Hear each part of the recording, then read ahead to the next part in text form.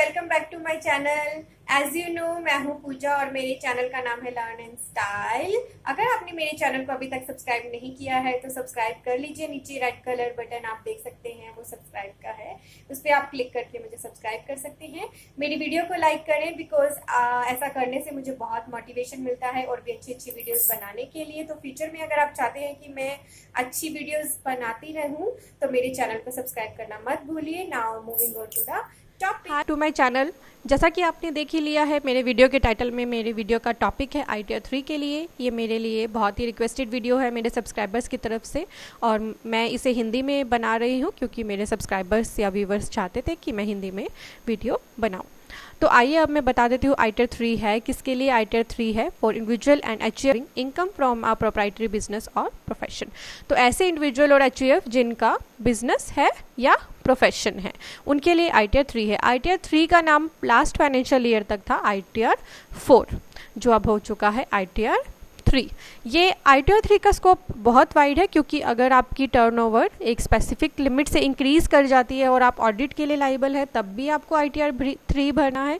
और इस केस में जब आप ऑडिट के लिए तो लाइबल नहीं है पर आपका प्रोप्राइटरशिप बिजनेस और प्रोफेशन है तो आपको ITR 3 फिल करना है।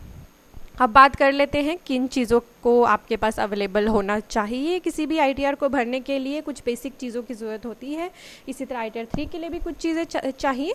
यहाँ पर मैं बात कर रही हूँ ITR 3 उन लोगों के लिए जो ऑडिट के लिए लाइबल नहीं है पर उन्हें ITR 3 भरना है। तो please keep this in mind कि मैं ये वीडियो ऑडिट वाले पर्सन्स के लिए नहीं बना रही हूँ क्योंकि जो पर्सन ऑडिट में आते हैं वो खुद ITR 3 फिल करेंगे भी नहीं, उन्हें अपने CA से ऑडिट करा के और फिर ITR 3 फाइल कराना होगा। तो आपके पास क्या होना चाहिए, आपका पैन नंबर आपके पास अवेलेबल हो, आपका आधार कार्ड आपके पास अवेलेबल हो क्योंकि अब आधार नंबर मेंशन करना भी हमारे डिपार्टमेंट ने मैंडेटरी कर दिया है। आपके पास एक ईमेल आईडी अवेलेबल हो जहाँ पर आपको सारे ईमेल कम्युनिकेशंस चले जाएं और एक मोबाइल नंबर आपके पास अवेलेबल हो जो आपका एक्टिव मोबाइल नंबर हो। ठीक है, इसके अलावा आप यहाँ पर क्योंकि ITR 3 भर रहे हैं तो वेदर आप ऑडिट के लिए लाइबल है या नहीं, कुछ बेसिक चीज़ें डिपार्टमेंट मांगता ही है। जैसे आपके केस में आप वैसे तो ऑडिट के लिए लाइबल नहीं है तो हम बैलेंस शीट वाले पेज पर अगर चले जाते हैं तो यहाँ पर अगर आप ऑडिट करते तो आपको बहुत सारी डिटेल्स देनी पड़ती, पर अगर आप ऑडिट के अंदर लाइबल नहीं है तो यहाँ पर लिखा हुआ है no account case in case where regular books of account of business and profession are not maintain furnish the following information as on 31st day of March 17। तो वेदर आप ऑडिट के लिए लाइबल नहीं है फिर भी बैलेंस शीट की कुछ आइटम्स हमारा डिपार्टमेंट हमसे डिमांड करता है जो है sundry debtor, sundry creditor, stock in trade और कैश बैलेंस। तो ये आपके पास डिटेल्स अवेलेबल होना ज़रूरी है। फिर प्रॉफिट एंड लॉस अकाउंट में भी वो जो पर्सन ऑडिट के लिए लाइबल नहीं है उनके लिए बहुत ज़्यादा डिटेल तो नहीं मांगता है डिपार्टमेंट, पर कुछ स्पेसिफिक डिटेल्स मांगता है। जैसे वो है नंबर 53 पे, in case we regular books of accounts of business and profession are not maintain furnish the following information for previous year 16 and 17 in respect of business on profession. तो उन्होंने दो categories में यहाँ पर डिवाइड कर दिया, for SSC carrying on business and for SSC carrying on profession. तो अगर आपका बिजनेस है तो यहाँ पर भर लीजिए अपनी ग्रोस रिसीट्स, ग्रोस प्रॉफिट और एक्सपेंस, और अगर प्रोफेशन है तो यहाँ पर भर लीजिए ग्रोस रिसीट, ग्रोस प्रॉफिट और एक्सपेंस। तो आपके पास बैलेंस शीट की डिटेल भी अवेलेबल होनी चाहिए और आपके प्रॉफिट एंड लॉस की डिटेल भी आपके पास अवेलेबल होनी चाहिए। इसके अलावा अगर आप कोई डिडक्शन क्लेम करना चाहते हैं, जैसे ATC की डिडक्शन आप क्लेम करना चाहते हैं, आपने कोई इंश्योरेंस कराया है, जो भी आपके पास डिडक्शन अवेलेबल है तो वो भी अपने पास रेडिली अवेलेबल रखिए।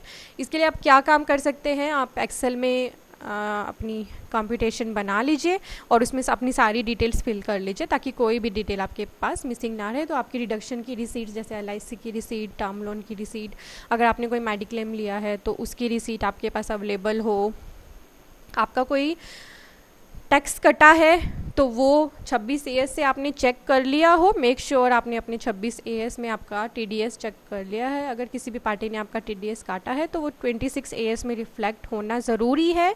अगर वहाँ पर रिफ्लेक्ट नहीं हुआ है तो आपको अपनी उस पार्टी के साथ कांटेक्ट करना होगा कि या तो उसने आपका पैन नंबर रॉन्ग डाला है या उसने सबमिट ही नहीं किया। तो आपको आपका 26 AS ट्रेसिस की साइट से जाकर चेक करना बहुत ही ज़रूरी हो जाता है। अगर आपको अपना 26 AS कैसे चेक करना है ये जानना है तो मैं अपनी वीडियो यहाँ आई बटन पर लिंक कर रही हूँ। आप यहाँ पर जाकर उसे देख सकते हैं कि आपका 26 AS आपने कैसे चेक करना है। इसके अलावा आपके पास क्या अवेलेबल होना चाहिए। अगर आप बिज़नेस भी करते हैं और आप सैलरीज प्रोफेशनल भी हैं तो आपका फॉर्म 16 आपके पास अवेलेबल हो। आप बिज़नेस भी करते हैं और आपने अपनी प्रॉपर्टी को रेंट पे दिया हुआ है तो वो डिटेल्स आपके पास अवेलेबल होनी चाहिए। या फिर आपने लोन पे अपनी प्रॉपर्टी ली हुई है तो आपने लोन सर्टिफिकेट ले लिया है अपना। तो इस तरह की बेसिक चीज़ें आपके पास अवेलेबल होनी चाहिए। मैं और भी जो चीज़ें हैं वो आपको अब साथ साथ बताती रहूँगी। तो कुछ बेसिक चीज़ें अपने पास रखिएगा ITR को भरने के लिए ताकि कोई भी इशू ना हो। ITR 3 के लिए एक बात और बताना चाहूँगी कि ITR 3 को आप ऐसे ऑनलाइन फिल नहीं कर सकते। आपको ऑफलाइन फॉर्म डाउनलोड करना होगा इनकम टैक्स की वेबसाइट से जो है www.incometaxindia.efiling.gov.in। फॉर्म जो हैं असेसमेंट ईयर 2017-18 के सारे ही साइट पर अवेलेबल हो गए हैं। तो आप वहाँ से जाकर ITR 3 डाउनलोड कर लीजिए और फिर उसे ऑफलाइन भरकर के बाद आप उसे अपने अकाउंट में जाके अपलोड कर सकते हैं। तो चलिए अब मैं आपको बता देती हूँ आपको क्या क्या फिल करना है। आपको फिल करना है फर्स्ट नेम, मिडिल नेम और लास्ट नेम। कुछ पर्सन्स के केस में क्या होता है, जैसे मान लीजिए कोई पर्सन है उसका एक नाम है राम, सिर्फ राम है उसका नाम, तो उसका नाम आप कहाँ लिखेंगे, लास्ट नेम में, क्योंकि लास्ट नेम मैंडेटरी है। तो अगर कोई पर्सन जिसका नाम मतलब एक ही वर्ड है जिसके नाम में तो उन्हें उसे लास्ट नेम में लिखना है। पैन नंबर लिख देना है अपना एड्रेस आप डाल दीजिएगा। जो रेड कलर के आपको टैब्स दिख रहे हैं ये मैंडेटरी है तो अपना एड्रेस इस तरह से डालेगा कि रेड कलर की टैब्स में एड्रेस कवर हो जाए। अपना स्टेटस डाल दीजिएगा, आप इंडिविजुअल हैं या HUF हैं यहाँ से सिलेक्ट कर ले। अपना डेट ऑफ बर्थ डाल दें, अपना टाउन डाल दें, स्टेट डाल दें, कंट्री डाल दें और पिन कोड डाल दें। अपना सेक्स डाल दें, मेल है या फीमेल है। ईमेल एड्रेस अब यहाँ पर मैंडेटरी कर दिया गया है और वो भी सेल्फ का। तो आप अपना ईमेल एड्रेस यहाँ पर डाल दें। आपको योर ईमेल एड्रेस देना चाहते हैं तो 2 ईमेल एड्रेस आप ITR में दे सकते हैं। मोबाइल नंबर आप डाल दीजिए, आपका लैंडलाइन भी है तो वो भी डाल सकते हैं आप, वेदर आपका ऑफिस का है या घर का। मोबाइल नंबर भी आप 2 डाल सकते हैं। अगर आप सर्विस में भी हैं तो एम्प्लॉयर की कैटेगरी चूज़ कर लीजिए। यहाँ पर एम्प्लॉयर की कैटेगरीज की टैब है गवर्नमेंट, PSU, अदर और अन्य, तो आप यहाँ से कोई भी कैटेगरी नहीं कर दीजिए। इनकम टैक्स पार्ट सर्कल ये आपको फिल करने की ज़रूरत नहीं है, ये ऑटोमेटिकली फिल हो जाएगा जब आप ITR सबमिट करेंगे। रिटर्न फील्ड अंडर सेक्शन, ये बहुत सारे सेक्शन आपको यहाँ पर दिखाई दे रहे हैं, बट अगर आप ड्यू डेट से पहले रिटर्न फाइल कर रहे हैं तो आपको सबसे फर्स्ट जो है ऑन और बिफोर ड्यू डेट 139(1) वाला सेक्शन सिलेक्ट करना है। वेदर ओरिजिनल रिटर्न और रिवाइज रिटर्न, यहाँ हम बात करें ओरिजिनल रिटर्न की तो आपको ओरिजिनल चूज़ कर लेना है। फिर आते हैं whether any transaction has been made with the person located in jurisdiction notified under section 9A of the act. तो यहाँ पर आपको अपना येस या नो चूज़ कर लेना है। फिर रेजिडेंशियल स्टेटस में रेजिडेंशियल स्टेटस चूज़ कर लीजिए अपना, और यहाँ पर आपको अपना आधार कार्ड भी मेंशन, आपको अपना आधार नंबर भी मेंशन करना है। फिर लिखा है any person govern by Portuguese civil court, यहाँ पर आप नो सेलेक्ट कर ले। And whether this return is being filed by representative assessee, representative assessee के केस में अगर रिटर्न है तो यहाँ पर आप येस चूज़ करिए, अदरवाइज नो चूज़ कर लीजिए। Are you liable to maintain accounts as per section 44A, क्योंकि यहाँ पर मैं बता रही हूँ ITR उन पर्सन्स के लिए जिनका ऑडिट नहीं होना है, तो आप यहाँ पर नो चूज़ करेंगे। And are you liable for audit under section 44A भी, यहाँ पर भी आप नो चूज़ कर लेंगे। इफ़ लाइबल फॉर ऑडिट, अगर आप लाइबल होते ऑडिट के लिए तो आपको ये डिटेल्स भी भरनी होती, जहाँ पर आपका ऑडिटर का डिटेल्स हैं, आपकी बैलेंस शीट की डिटेल है, तो ये सब चीज़ें आपको नहीं फिल करनी है क्योंकि आप ऑडिट के छोड़ दें। अब हम चलते हैं दूसरे इन्फॉर्मेशन जो है नेचर ऑफ बिजनेस की तरफ। यहाँ पर आपको अपना nature of business and profession डालना है। If more than one business of profession indicate the 3 main activities और प्रोडक्ट। मेरे पास सबसे ज़्यादा क्वेरीज इसी कोड के लिए आती हैं कि मैम हम कोड कौन सा चूज़ करें। तो ये कोड क्या है, आपको अपने बिज़नेस का मतलब जो आपके बिज़नेस का नेचर है या आप जिस तरह के प्रोडक्ट्स सेल करते हैं उसको देखते हुए आपको चूज़ करना होगा। मैं ब्रॉडली आपको यहाँ पर बता सकती हूँ।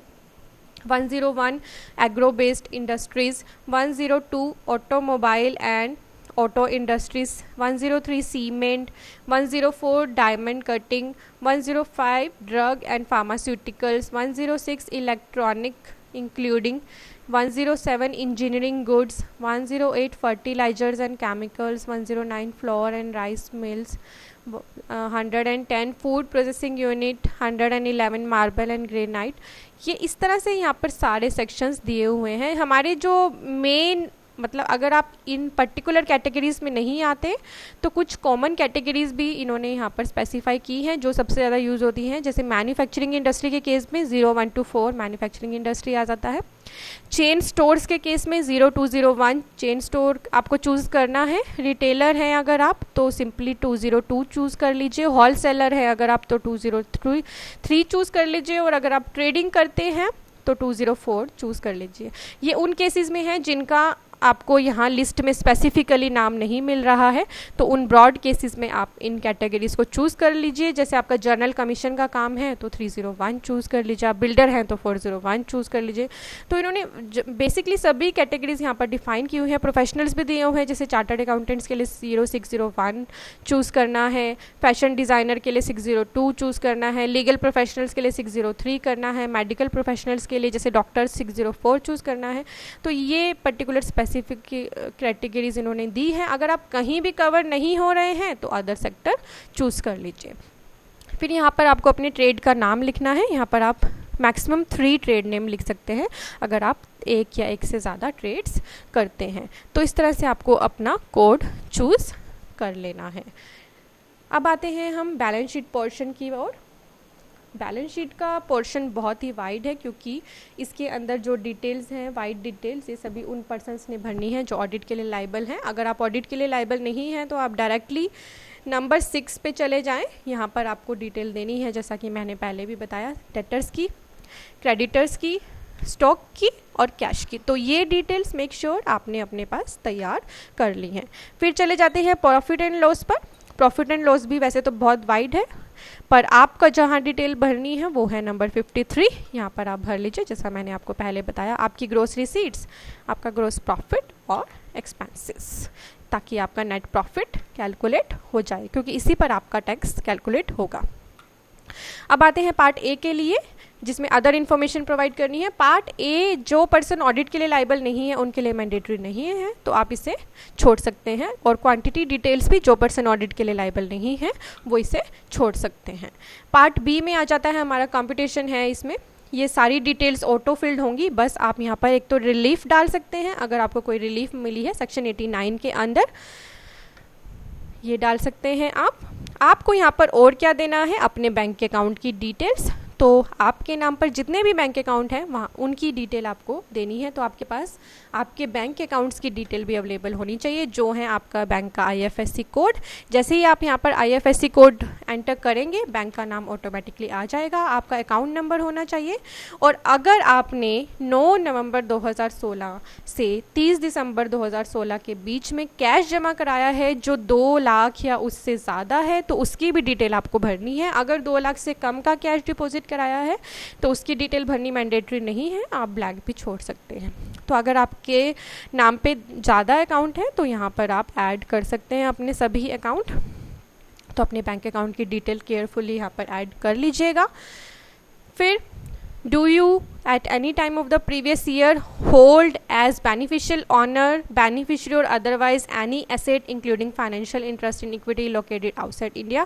अगर आपकी assets outside India कहीं locate हैं तो उसकी डिटेल आपको यहाँ पर देनी है, yes या no चूज़ करना है। अगर आप no चूज़ कर लेंगे तो आपको कोई डिटेल फिल नहीं करनी पड़ेगी। यहाँ पर आपका नाम आ जाएगा, यहाँ पर आपका फादर नेम आ जाएगा, प्लेस आ जाएगा, पैन नंबर आ जाएगा और डेट, जिस डेट को आप ये रिटर्न भर रहे हैं। 16 वाला आपको फिल नहीं करना है, इसे आप छोड़ दीजिएगा। अब आते हैं हम नंबर शीट आईटी पर।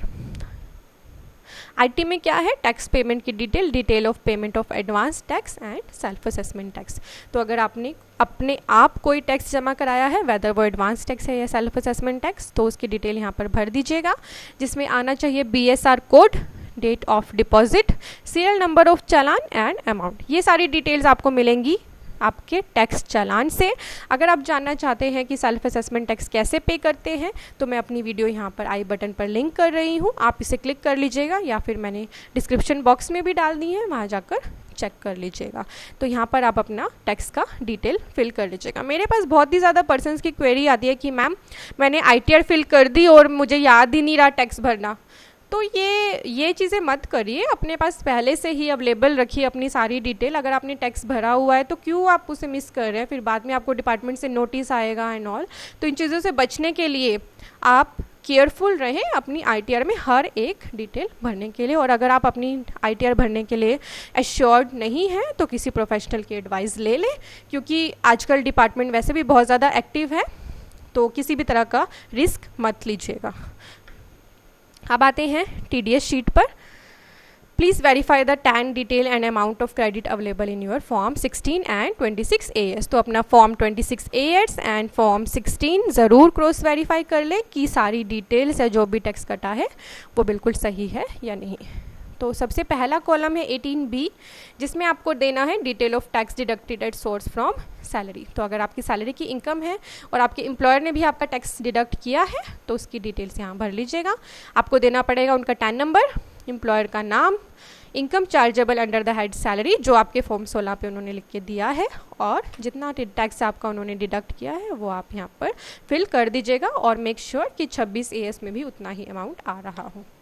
अगर आपका सैलरी से टैक्स नहीं कटा है पर किसी और पर्सन ने आपका टैक्स काटा है तो उसकी डिटेल आपने यहाँ भरनी है। जैसे बैंक ने मान लीजिए FD पे आपका इंटरेस्ट डिडक्ट किया है, या फिर क्योंकि आप बिजनेस करते हैं तो आपकी किसी पार्टी ने आपका TDS काट लिया है, तो उनका टैन नंबर डाल दीजिएगा, डिडक्टर का नाम, यूनिक सर्टिफिकेट नंबर आप इसे छोड़ सकते हैं, ये मैंडेटरी नहीं है, और अनक्लेम्ड को भी आप छोड़ सकते हैं, ये मैंडेटरी नहीं है।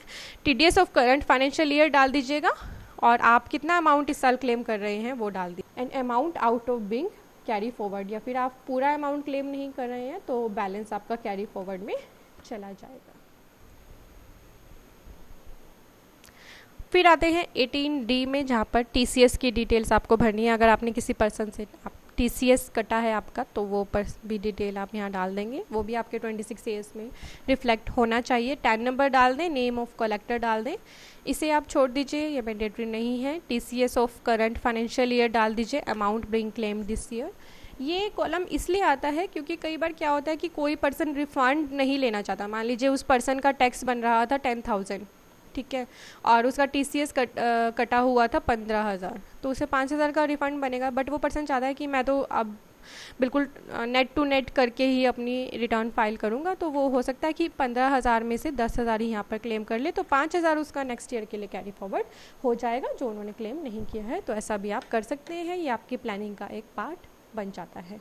Detail of tax deducted at source on sale of immovable property under section 194(1)(a) for seller of property और फॉर्म 26(q)(b। तो प्रॉपर्टी के केस में अगर कोई टैक्स कटा है आपका तो वो भी आपको यहाँ पर फिल कर लेना है, ये भी आपके 26 AS में रिफ्लेक्ट हो रहा होगा।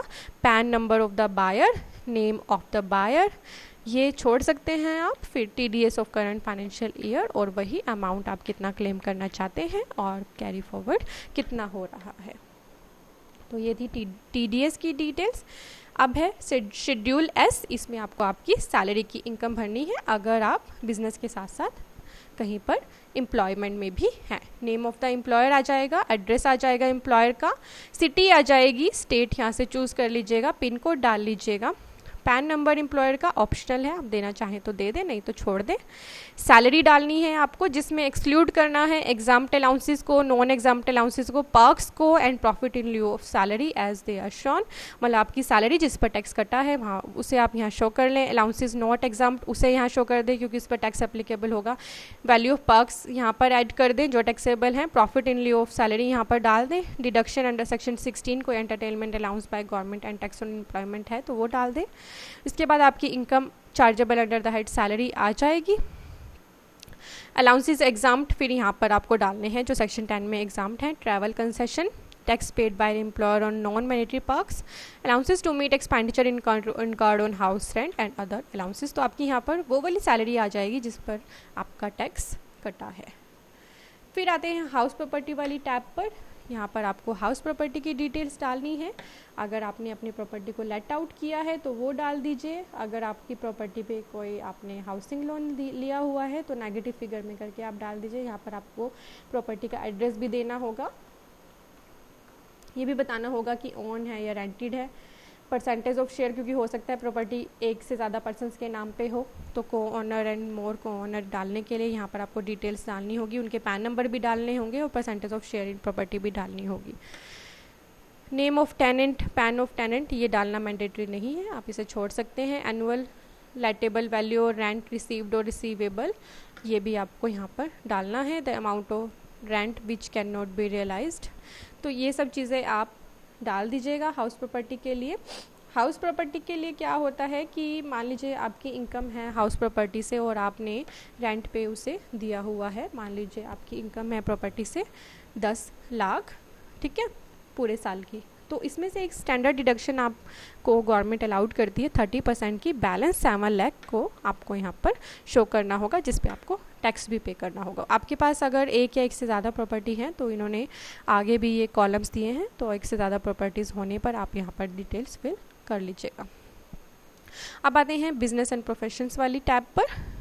ये टैब उनके लिए है जिनका ऑडिट के अंडर लाइबिलिटी है। अगर आप, क्योंकि आप ऑडिट में कवर नहीं हो रहे हैं तो आप इस टैब को छोड़ दीजिएगा। पर आपने जो पीछे इनकम फिल की थी बिजनेस एंड प्रोफेशन से, वो यहाँ पर ऑटोमेटिकली फिल्ड होकर आ जाएगी आपका प्रॉफिट बनकर। बट और डिटेल्स आप यहाँ पर ये सब छोड़ सकते हैं, क्योंकि ये ऑडिट वाले पर्सन्स के लिए लाइबल हैं। अब आते हैं डेप्रिसिएशन पर। ये भी आप पर एप्लीकेबल नहीं होगी क्योंकि आप ऑडिट के लिए लाइबल नहीं हैं, तो ये आप डेप्रिसिएशन वाली शीट्स को छोड़ दीजिए। फिर आता है ESR, इसमें वो डिडक्शंस हैं जो सेक्शन 35 के अंडर आपको क्लेम करनी है। ये भी आपके लिए एप्लीकेबल नहीं होंगी, इस शीट को आप छोड़ दीजिएगा। कैपिटल गेन, तो अगर आपकी कोई इनकम है कैपिटल गेन के, तो उस केस में ये शीट आपके लिए लाइबल है फिल करने के लिए, तो आपको यहाँ पर डिटेल फिल करनी होगी। अगर आपने कोई कैपिटल गेन की इनकम अर्न की है, जैसे कोई प्रॉपर्टी सेल करने से आप शेयर ट्रेडिंग करते हैं, तो उन केसेस में आपको कैपिटल गेन की इनकम फिल करनी होगी। इनकम फ्रॉम अदर सोर्सेज, यहाँ पर आपको OS वाली शीट में अदर सोर्सेज की इनकम फिल कर लेनी है, जैसे डिविडेंड की income, interest, rent income from machinery, plant and building और एनी अदर इनकम, जैसे winning and lottery, crossword puzzles, cash credit, unexplained investment, unexplained money, undisclosed investment, unexplained expenditure, amount borrowed और repaid on हुंडी etcetera. तो इस तरह की incomes आपको यहाँ पर डाल देनी है अदर इनकम में। फिर आते हैं हम CYLA शीट पर। ये भी आपके लिए एप्लीकेबल नहीं है क्योंकि आपका ऑडिट नहीं होना है। फिर ये शीट भी आपके लिए मैंडेटरी नहीं है फिल होना, और अनअब्सॉर्ब्ड डेप्रिसिएशन भी आपके लिए नहीं है। ICDS effect of income competition disclosure standard on profit, ये भी आपके लिए मैंडेटरी नहीं है, उन पर्सन्स के लिए मैंडेटरी है जो ऑडिट करा रहे हैं। फिर आते हैं 10A पर, इसे भी आप छोड़ दीजिएगा, ये स्पेशल इकोनॉमिक जोन्स के लिए है। फिर आते हैं हम 80 अंडर IA वाली शीट पर।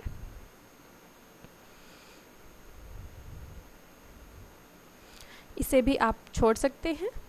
फिर आते हैं चैप्टर 6A, ये शीट आपके लिए इम्पॉर्टेंट है क्योंकि यहाँ पर आपको भरनी है आपकी डिडक्शंस जिनके बेसिस पे आपका टैक्स सेव होगा। 80C के अंडर अगर आपने कोई भी सेविंग की है उसे यहाँ डाल दीजिए। 80CCC, 80CCD, तो इन सेक्शंस के अंदर जो भी आपने सेविंग्स की है वो यहाँ डाल दीजिए। अगर आप इन सेक्शंस के बारे में जानना चाहते हैं तो मैंने इनके ऊपर एक वीडियो बनाई हुई है, मैं यहाँ पर लिंक कर रही हूँ, क्लिक करके देख लीजिएगा या डिस्क्रिप्शन बॉक्स में जाकर चेक कर लीजिएगा। तो यहाँ पर आप अपनी सारी सेविंग्स की डिटेल फिल कर लें।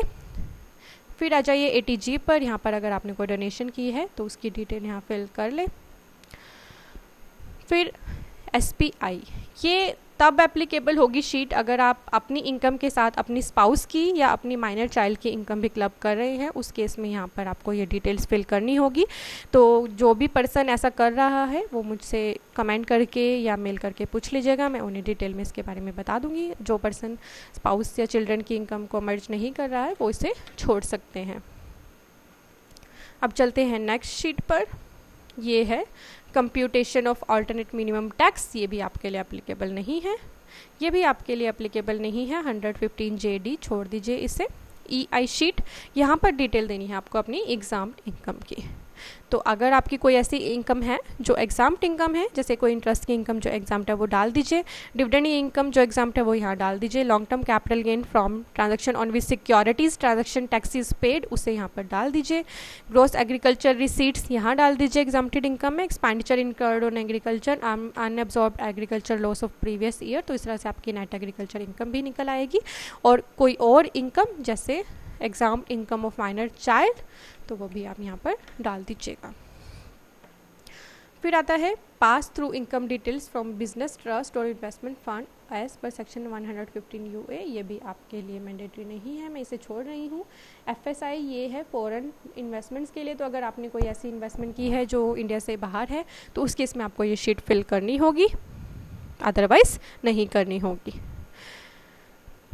ये शीट भी आपके लिए एप्लीकेबल नहीं है। शेड्यूल 5A ये भी आपके लिए एप्लीकेबल नहीं है क्योंकि हमने वहाँ नो सिलेक्ट किया था। एसेट्स एंड लाइबिलिटी की डिटेल्स, तो अगर आप अपनी एसेट्स और लाइबिलिटी की डिटेल देना चाहते हैं तो वो यहाँ पर आप दे सकते हैं। जैसे कोई इमूवेबल एसेट, ज्वेलरी, कोई ड्राइंग, पेंटिंग, स्कल्पचर और any art work, vehicle, financial assets. तो अगर किसी की भी डिटेल आप अपने मतलब अपनी ऑन विल से यहाँ पर देना चाहते हैं तो यहाँ पर फिल कर दीजिए, पर इन्हें देना मैंडेटरी नहीं है।